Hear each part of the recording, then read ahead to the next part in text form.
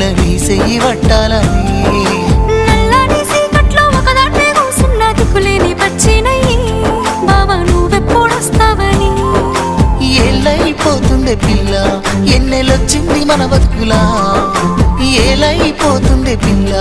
ఏలు వట్టంగా వస్తున్నాయా ఇన్నాళ్ళ ఎడబాటు ఎడవాసిపోతుందిలే